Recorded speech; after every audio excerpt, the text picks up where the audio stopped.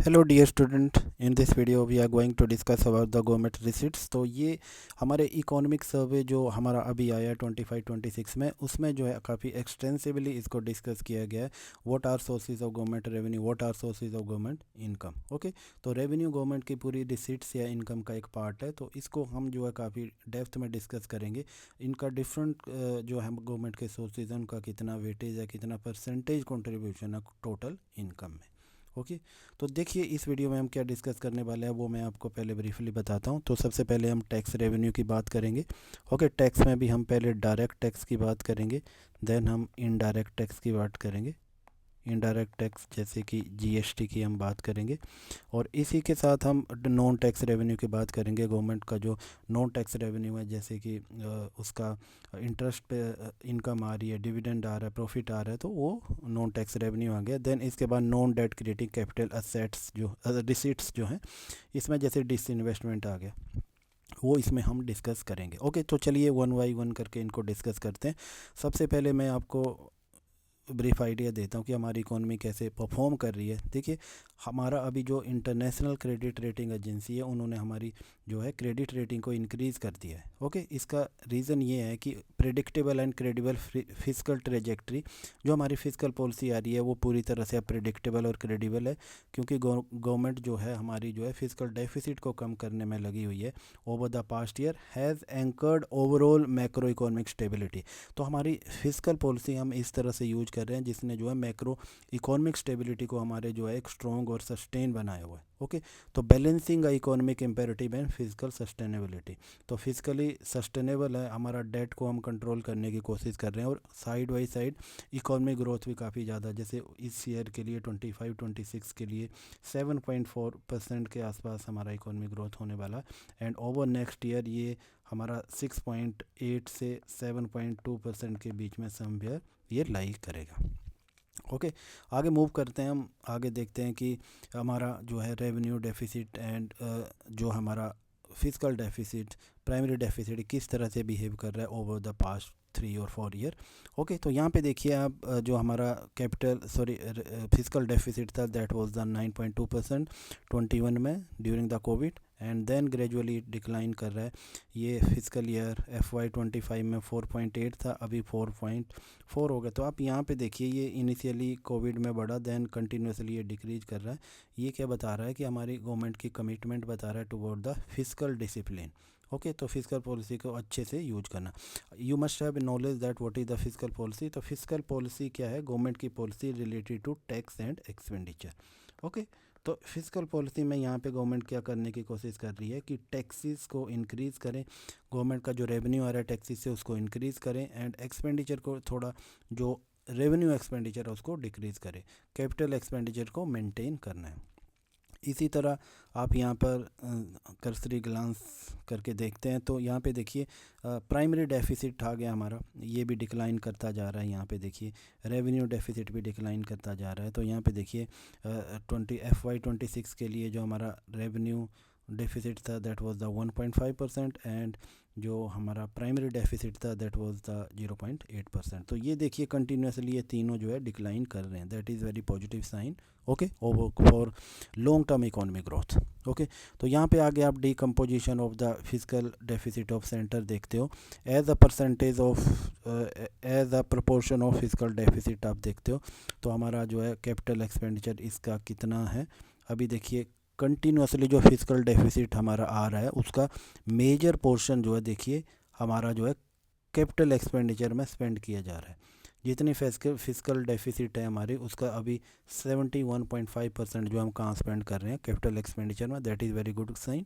Okay, capital expenditure ज़्यादा होगा तो असेट्स जनरेट होंगे, प्रोडक्शन कैपेसिटी होगी, एम्प्लॉयमेंट, प्रोडक्शन इंक्रीज होगा। ओके, तो ये दिस इज़ वेरी इंपॉर्टेंट कि डेफिसिट गवर्नमेंट का है तो डेफिसिट को ज़्यादा से ज़्यादा कैपिटल एक्सपेंडिचर में कन्वर्ट करना चाहिए। ओके, अब आगे हम मूव करेंगे। अब सबसे पहले हम देखेंगे कि रेवेन्यू के बारे में बात करते हैं गवर्नमेंट का। तो रेवेन्यू में देखिए, तो revenue receipts increase from average 8.5% GDP का था। ओके, कितनी थी? 8.5% of GDP during pre pandemic period. Pre pandemic period में ऑन एवरेज जो है 8.5% होता था हमारा रेवेन्यू रिसीट्स हमारे जीडीपी का, और अभी कितना है ये 22 से 25 के बीच में आप देखो तो 9.1% है। तो 8.5% से 9.1% हो गया। दैट मीन कि हमारा जीडीपी ग्रो कर रही है। ओके, तो उसके साथ साथ रेवेन्यू जीडीपी से भी ज़्यादा ग्रो कर रहा है। ओके, तो ये इसका प्रोपोर्शन बढ़ रहा है। ओके, अब आगे देखते हैं कि this improvement was driven by high growth tax revenue. तो रेवेन्यू देखिए इसमें क्या है कि जो हमारा टैक्स जो होता है वो एक रेवेन्यू का पार्ट होता है ना।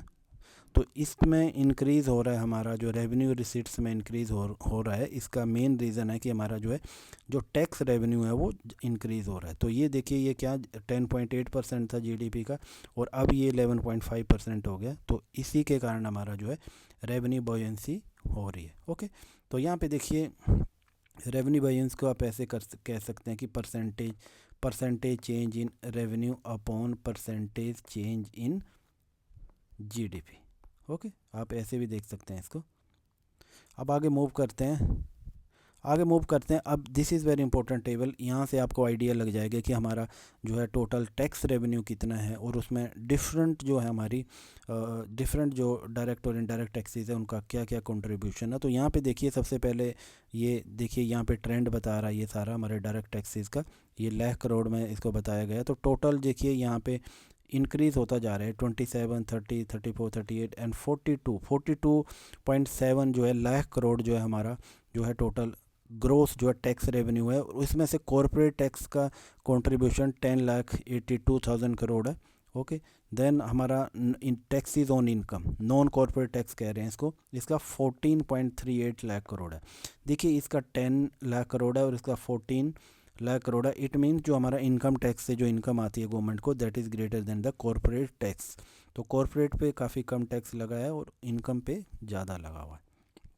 अब इसमें देखिए अब इनकम में भी देखेंगे आप तो पर्सनल इनकम पे जो टैक्स लगते हैं ओके वो हमारे काफ़ी ज़्यादा है। 13 लाख जो है 13,57,000 करोड़ का है और उसमें फिर जो है सिक्योरिटी ट्रांजैक्शन टैक्स जो है वो 0.78 लाख करोड़ है और इसके बाद अदर टैक्सेस ये काफ़ी कम है।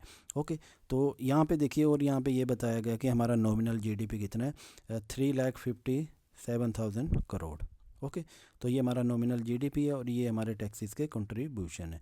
तो यहाँ पे देखिए आप कि ये टोटल जो है हमारा 42 लाख जो टैक्स से आ रहा है उसमें से डायरेक्ट टैक्स से हमारा ये वाला पोर्शन आ रहा है अराउंड द 24 लाख करोड़ और जो भी बचेगा वो हमारा किससे आ रहा है, वो आ रहा है हमारा जीएसटी से। ओके, जीएसटी और अदर टैक्सेस हैं छोटे okay custom duty excise duty उनसे आ रहा है। तो this is very important table है। ये जो भी यहाँ पे फिगर दे रखे हैं काफ़ी ज़्यादा इंपॉर्टेंट है। आपको कहीं पे भी आंसर लिखना है तो आप इनको लिख सकते हैं। ओके, आगे मूव करते हैं, आगे देखते हैं कि ब्रॉडनिंग ऑफ टैक्स बेस हमारा बढ़ रहा है नहीं बढ़ रहा है। इस broadening of tax base mean ज़्यादा से ज़्यादा लोग टैक्स ब्रैकेट में आ रहे हैं। तो हमें इसका कैसे पता लगता है कि हमारा टैक्स सिस्टम प्रोग्रेसिव है नहीं है। तो हमारा डायरेक्ट टैक्स का कितना कंट्रीब्यूशन है टोटल टैक्स में। ओके, तो यहाँ पे प्री पैंडेमिक पीरियड में जो डायरेक्ट टैक्स का जो कंट्रीब्यूशन होता था share of direct tax in total tax that was the 51.9%। Then post pandemic period में 55.5% हो गया और अभी जो चल रहा है FY फिजिकल ईयर 24-25 के लिए 58% है, almost 59%। It mean direct tax का जो कंट्रीब्यूशन है हमारे टोटल टैक्स में that is 59% and indirect tax का जो है that is 41%। Okay, that is very good sign. It means कि हमारा टैक्स बेस जो है उसका ब्रॉड हो रहा है, ज़्यादा से ज़्यादा लोग टैक्स ब्रैकेट में आ रहे हैं, पेमेंट कर रहे हैं। ओके, अभी नेक्स्ट देखते हैं कि हमारा जो डायरेक्ट टैक्स कलेक्शन है वो जीडीपी के कितने परसेंटेज है। ओके, तो it was 2.4% of GDP in pre pandemic period में ये 2.4% ऑफ जीडीपी था। देन लेटर ऑन इस कितना इंक्रीज होकर 3.7% हो गया जीडीपी के ये फिजिकल ईयर 25 में। This is very important data. Okay, please note down this data and further moving on. यहाँ पे देखेंगे टैक्स रिटर्न के बारे में बात करते हैं हम। तो टैक्स रिटर्न की क्या पोजीशन है।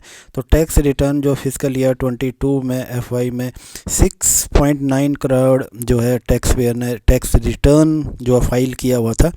देन जो टैक्स रिटर्न फाइल किया है FY 25 में दैट इज़ 9.2 करोड़। तो ये काफ़ी ज़्यादा जो है ह्यूज जो है जंप आया है ये टैक्स रिटर्न भरने वालों में। इससे जो है गवर्नमेंट के पास जब डाटा आ जाता है कि लोग किस तरह से अर्न कर लें, उनकी कितनी इनकम है। Okay, this is very important information for government. Okay, अब आगे मूव करते हैं। अब देखते हैं कि नज थ्योरी क्या है और इसका कैसे यूज किया हमारे टैक्स डिपार्टमेंट में। तो behaviour economics, nudge approach adopted by the income tax department, influencing tax payer behaviour through timely information, gentle prompt and data driven insight, okay, rather a coercive behaviour. तो इसका मीनिंग ये है कि नज थ्योरी इकोनॉमिक्स में जो है काफ़ी इंपॉर्टेंट थ्योरी है, इसके लिए नोबेल प्राइज़ भी दिया गया था इकोनॉमिस्ट को।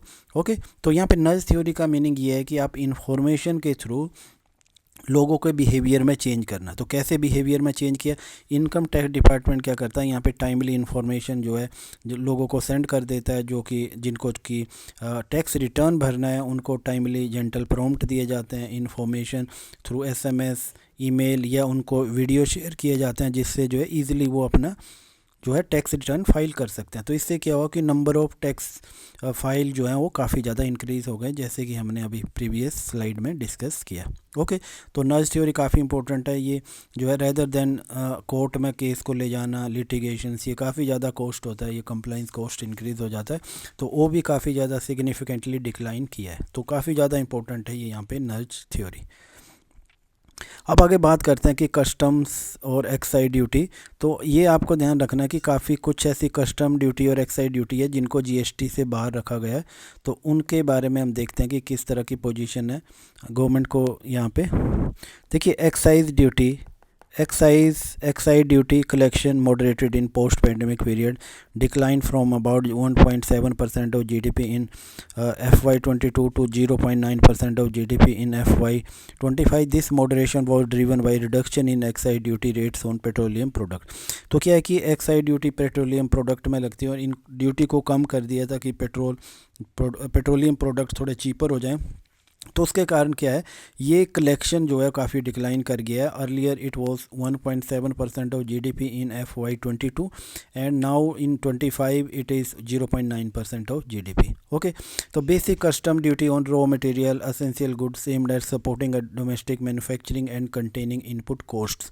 तो यहाँ पे देखिए, जो मैन्युफैक्चरिंग जो हमारी यहाँ पे हम जो है पुश कर रहे हैं, गवर्नमेंट काफ़ी ज़्यादा एम्फेसाइज कर रही है मैन्युफैक्चरिंग को ड्राइव अप करने के लिए, तो उनमें भी ये इनपुट्स यूज होती हैं, तो उसके कारण जो है उन पे भी कस्टम ड्यूटी और एक्साइज ड्यूटी को कम कर दिया गया। देखिए यहाँ पे देखिए, कस्टम ड्यूटी क्या कहती है। कस्टम ड्यूटी ये बोलती है कि जो क्रॉस बॉर्डर होकर कोई भी प्रोडक्ट आता है उस पर जो टैक्स लगता है उसको कस्टम कहते हैं। एक्साइज ड्यूटी वो होती है जो डोमेस्टिक मैन्युफैक्चरर पे लगती है। तो ये सारी चीज़ें कस्टम एंड एक्साइज ड्यूटी जो है इनको कम किया गया ताकि ज़्यादा से ज़्यादा हमारे कंट्री के अंदर प्रोडक्शन हो जाए और जो है काफ़ी ज़्यादा जो है GDP बढ़े, ग्रोथ हो, एम्प्लॉयमेंट जनरेट हो। ओके, तो ये इसका मेन रीज़न है। अब आगे देखते हैं कि GST के बारे में देखते हैं। आपको पता है कि अभी लास्ट ईयर जो है काफ़ी ज़्यादा इसमें रिफॉर्म किए गए हैं GST में। आपको पता है कि 2019 में हमने क्या किया है, 2019 में कॉर्पोरेट टैक्स में काफ़ी ज़्यादा छूट दी गई थी। फिर देन अभी 2025 में इनकम टैक्स में रिलैक्सेशन दी गई एंड अब जो है GST जो 2025 में GST में भी हमने काफ़ी ज़्यादा रिफॉर्म्स लाए हैं। तो अर्लियर जो टैक्स स्ट्रक्चर था हमारा GST का, गुड्स एंड सर्विस टैक्स का, तो उसमें चेंज ला गया। अभी दो रेट हैं यहाँ पे, पहले को इसको 5 एंड 18% को पहले पार्ट में रखते हैं, देन सेकंड पार्ट में हम इसको रखते हैं। तो इनको क्या 5% उन गुड्स पे लगा है जिनको हम मेरिट गुड्स कहते हैं, एंड जो है 18% वाला टैक्स है इसको हम स्टैंडर्ड टैक्स कहते हैं, एंड 40% जो लगा जैसे लग्जरी कार हो गया, ओके, अल्कोहल हो गया, वाइन हो गया, उन पे 40% के रेट पे लगेगा, तो इनको डिमेरिट या सिन गुड्स कहते हैं। ओके, तो यहाँ पे देखिए जो 5% जो टैक्स लगा है, ये आप देखोगे जो स्मॉल व्हीकल्स होती हैं, कारें होती हैं, उन पे काफ़ी ज़्यादा कम कर दिया, 5% के बेसिस पे लग रहा है। तो इससे क्या हो रहा है कि एक तो जो है कंज्यूमर की तरफ से देखो तो अफोर्डेबिलिटी बढ़ गई है, ओके, कॉम्प्लाइंस कॉस्ट कम हो गए हैं, ओके, और जो है रूरल एरिया में देखा, स्पेसिफिकली अर्बन एरिया में देखो तो डिमांड काफ़ी इंक्रीज़ हो गई है इसके कारण, क्योंकि काफ़ी ज़्यादा कॉस्ट ऑफ प्रोडक्शन कम हो गया है। ओके, जैसे काफ़ी चीपर हो गया। इस तरह से आप देखो कि इंश्योरेंस में अर्लियर 18% था, आई थिंक नाउ 0% हो गया है। तो इससे क्या है कि जो पहले आप जो इंश्योरेंस में जो 18% ज़्यादा महंगा पड़ता था, अब 18% सस्ता पड़ रहा है।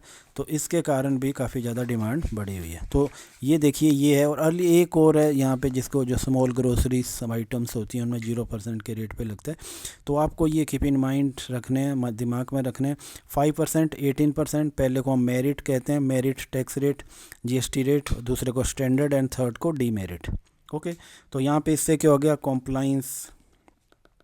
कॉम्प्लाइंस कॉस्ट जो है रिडक्शन हुआ है और फॉर्मेलाइजेशन हुआ है। ओके, क्योंकि अब जो है जब ये टैक्स स्ट्रक्चर इजी हो गया तो आसान हो गया, तो जो एसएमई है उनके लिए भी इजी हो गया इसको जो है अडॉप्ट करना, टैक्स को फाइल करना। तो इससे फॉर्मलाइजेशन भी बढ़ा हुआ है। ओके, इससे एक्सपेक्ट किया जाता है कि गवर्नमेंट का रेवेन्यू भी स्ट्रेंथन होगा over the period of time. Okay, और इसमें एक जो है इन्वर्टेड ड्यूटी आपने सुना होगा। अर्लियर क्या था, जो इनपुट थे उन इनपुट पे जो टैक्स लगता था वो आउटपुट से ज़्यादा था, पर अब यहाँ पे गवर्नमेंट ने क्या किया है कि आउटपुट पे ज़्यादा टैक्स लग रहा है, GST as comparison to input. तो जो इनवर्टेड ड्यूटी स्ट्रक्चर बन गया था उसको जो है ठीक किया जा रहा है। ओके, अब आगे मूव करते हैं, आगे देखते हैं कि जीएसटी का कलेक्शन की क्या पोजीशन है हमारी। तो यहाँ पे देखिए FY22 में 14.9 लाख करोड़ का कलेक्शन हुआ था। तो उसी तरह आप FY24 में देखते हैं तो 20.2 लाख करोड़ का हुआ था। एंड अब जो है ये FY25 में 22.1 करोड़ हुआ है। तो ओके, अर्लियर मैंने डिस्कस किया था आपको कि जो हमारा टोटल जो टैक्स कलेक्शन आ रहा है वो 42 लाख करोड़ है। ओके, इसमें आप देखोगे अराउंड 10 जो है वो कॉरपोरेट टैक्स का है एंड अराउंड ये 14 के आसपास आप देखोगे तो कौन सा आ रहा है, ये 14 के आसपास जो हमारा आ रहा है वो इनकम टैक्स आ रहा है। ओके, देन रेस्ट ऑफ जो है हमारा यहाँ पे 22 लाख करोड़ के आसपास जो हमारा जीएसटी आ रहा है। ओके, तो देखिए यहाँ जीएसटी का भी काफ़ी ज़्यादा कंट्रीब्यूशन है। ओके, फिर भी जो आप देखेंगे तो जो इनकम टैक्स है उसके कंपैरिजन में थोड़ा सा कम है। तो इसलिए हमारे जो टैक्स कम है, हमारा जो टैक्स रेवेन्यू आता है उसमें सबसे ज़्यादा कंट्रीब्यूशन हमारा जो है इनकम टैक्स का ही है। अब आगे मूव करते हैं। ओके, अब ये भी देखिए कि ये जीएसटी जो होता है ये डेस्टिनेशन बेस्ड टैक्स इसको बोलते हैं, या फिर इसको कंजम्पशन बेस्ड टैक्स बोलते हैं। ये कंजम्पशन पे लगाया जाता है। Okay, I think it was the France was first country that impose GST. Okay, और 2017 में इंडिया में जीएसटी को इम्प्लीमेंट किया गया था। ओके, अब आगे मूव करते हैं। अब आगे देखते हैं कि नॉन टैक्स रेवेन्यू की क्या पोजीशन है यहाँ पे। तो देखिए हमने टैक्स रेवेन्यू की बात कर ली, तो टैक्स में हमने क्या बात किया, टैक्स में हमने डायरेक्ट और इनडायरेक्ट टैक्सेस दोनों की बात की हमने। ओके, डायरेक्ट टैक्स में हमने जो है कॉरपोरेट टैक्स की बात की, इनकम टैक्स की बात की। Okay, excluding corporate tax, individual income की बात की। ओके, देन हमने किसी जीएसटी की बात की, इनडायरेक्ट टैक्स की, जन कस्टम ड्यूटी की बात की, एक्साइज ड्यूटी की बात की। तो ये सारे सोर्स ऑफ इनकम रहते हैं। पर नॉन टैक्स रेवेन्यू की अगर आप बात करो तो काफ़ी कम है। जैसे मैंने बताया कि टैक्स से अराउंड 22 लाख करोड़ के आसपास आ रहा है तो यहाँ पे। और दूसरा आप यहाँ पे देखो कि जो हमारा नॉन टैक्स रेवेन्यू से आ रहा है वो 5 लाख करोड़ के आसपास आ रहा है। ओके, 5.83 लाख करोड़। और इसमें भी देखिए नॉन टैक्स रेवेन्यू क्या है, interest receipts, dividend and profit और एक्सटर्नल ग्रांट्स जो हैं ये सारे जो है नॉन टैक्स रेवेन्यू के पार्ट हैं। अब इसमें सबसे इम्पोर्टेंट देखना है आपको जो डिविडेंड जो होता है, जैसे आरबीआई है तो आरबीआई में भी गवर्नमेंट का जो एक हिस्सा है, इसमें एक शेयर है। तो आरबीआई भी जो डिविडेंड क्या करती है, गवर्नमेंट को ट्रांसफ़र करती है। तो आप FY22 फिजिकल ईयर 26 की बात करें तो 2.68 लाख करोड़ ट्रांसफ़र किए गए थे। कहाँ से, आरबीआई से सेंट्रल गवर्नमेंट की तरफ। ओके, और ये क्या बता रहा है, 27% का राइज बता रहा है as comparison to last year. Okay, तो यहाँ पे देखिए सबसे ज़्यादा जो डिविडेंड एंड प्रॉफिट है उसका सबसे ज़्यादा कंट्रीब्यूशन है। तो आपसे ये क्वेश्चन पूछा जा सकता है कि नॉन टैक्स रेवेन्यू में सबसे ज़्यादा कंट्रीब्यूशन किसका है, तो ये डिविडेंड एंड प्रॉफिट का है, that is 3.25 lakh crore. And उसके बाद आप यहाँ पे देखो कि अदर कब आ गया, एंड देन इंटरेस्ट रिसीट्स आ गया, that is 0.48 lakh crore. Okay, तो ये हमने नॉन टैक्स रेवेन्यू की बात की। अब यहाँ पे देखते हैं कि नॉन टैक्स रेवेन्यू जो हमारा आता है, आपको पता है कि ये प्रॉफिट से भी आता है, क्योंकि जो गवर्नमेंट की बहुत सारी कंपनीज़ हैं, इनको number of operating central public sector enterprises इनको हम बोलते हैं। तो इनकी क्या पोजीशन है यहाँ पे, अभी 291 जो है CPSCs हैं। ओके, इनका ग्रोस टर्नओवर कितना है, 37 लाख करोड़ है, एंड नेट प्रॉफिट कितना है, 2.91 लाख करोड़ है, एंड इनका डिविडेंड 1.39 करोड़ है। ओके, तो ये सारी पोजीशन थी गवर्नमेंट की। तो गवर्नमेंट को काफ़ी अच्छा खासा जो गवर्नमेंट के सेंट्रल के जो PSC है उनसे जो काफ़ी अच्छी इनकम मिलती है। ओके, अब आगे बात करते हैं कि नॉन डेट क्रिएटिंग। अभी तो मैंने जो है अभी रेवेन्यू की बात की थी। Okay, revenue and non revenue. Okay, revenue की बात की थी, और देन हमने क्या है नॉन रेवेन्यू कौन कौन से सोर्सेज थे। देखिए यहाँ पे हमने नॉन टैक्स रेवेन्यू की बात की थी। ओके, तो अब यहाँ हम जो है पहले क्या था, टैक्स रेवेन्यू था, ये टैक्स रेवेन्यू आ गया एंड नॉन टैक्स आ गया। ओके, नॉन टैक्स में हमने इंटरेस्ट अर्निंग की बात की, डिविडेंड प्रॉफिट की बात की। अब non debt creating assets, capital assets, capital जो है रिसीट्स की बात करते हैं हम, ये रिसीट्स है।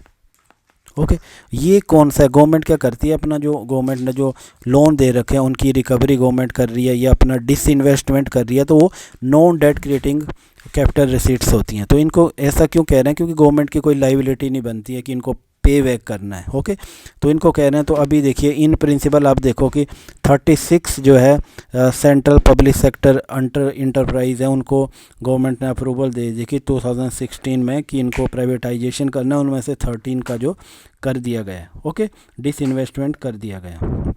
ओके, वो आगे जो अभी जो इकोनॉमिक सर्वे में अच्छा रिकमेंडेशन किया गया, अभी की पोजीशन क्या है, 51% शेयर किसी भी कंपनी में अगर गवर्नमेंट का है तो वो गवर्नमेंट कंपनी के नाम से जानते हैं।